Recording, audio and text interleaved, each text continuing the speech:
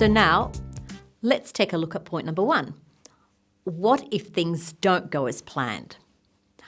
Act as if. The beauty of being the presenter is that you are the only one who knows how your presentation is supposed to go. Remember that the audience is totally oblivious as to how it is meant to be. So if you miss something, or if something is out of sequence or order, or not as you planned it, unless you draw attention to it, your audience will never really know or notice. Acting as if means that you remain calm and continue, even if something is not going according to plan. Don't get nervous and flustered. Don't start apologising to your audience or showing anxiety. If you don't let on that it was a mistake, they will never know. When you realise that you've made a mistake, take a deep breath and compose yourself. It's a good idea to have a pause and have a glass of water. It will give you time to think of your next move. If the audience does notice, respond in a calm way, or you can even make a humorous joke about it.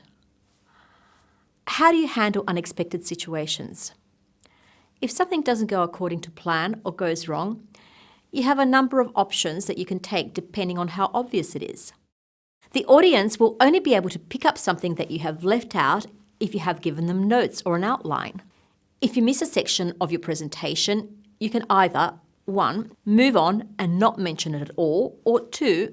Calmly mention it as you move on to the next section, saying something like, "Oh, I'd also like to mention," and then go on to that section. What do you do if you drop your notes all over the floor? The first thing is, don't apologise. Don't say something like, "Oh, I'm terribly sorry, I've just made a real mess out of this." Instead, try and make a joke about it. Say something like, "I didn't need those notes anyway, but I may as well pick them up, otherwise the cleaners will have to do it." While you're sorting them out and putting them in order, rather than the awkward silence, continue on with your joke. You could say something like, "I've always been quite clumsy. In a school concert once, I tripped over my own feet and ended up in the audience."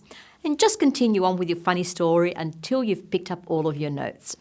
If your equipment doesn't work properly and you have a projector or a computer malfunction, call a break and get someone in who can help you resolve the problem.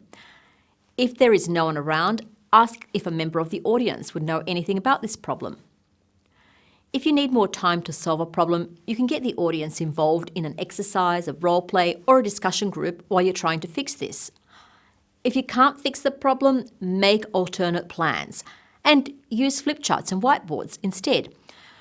But make sure that the show does go on. If a demonstration goes horribly wrong, best not to look and act horrified. Rather, make a joke and say something like, "And I've just demonstrated how not to tie a knot." The bottom line is, keep your cool, make a joke, and inject some humour into the situation.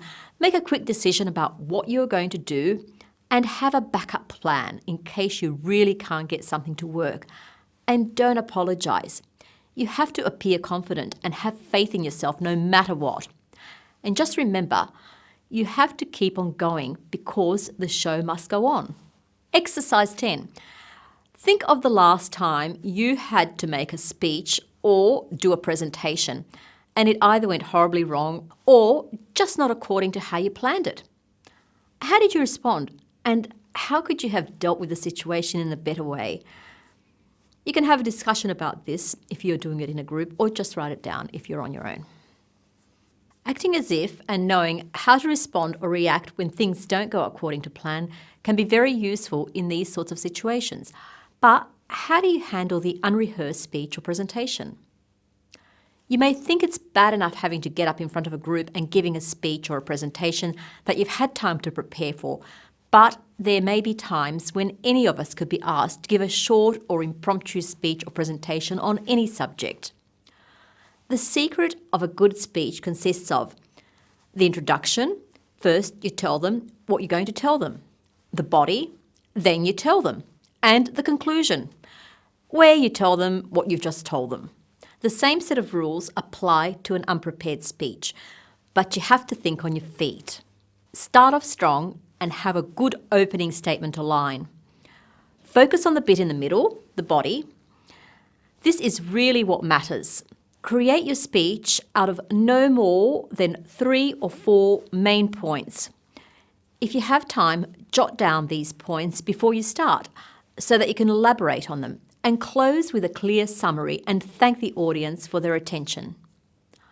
A good way to get good with unrehearsed speeches is 1. Join Toastmasters. This will help you to practice talking in front of others on all sorts of subjects that are both rehearsed and unrehearsed. 2.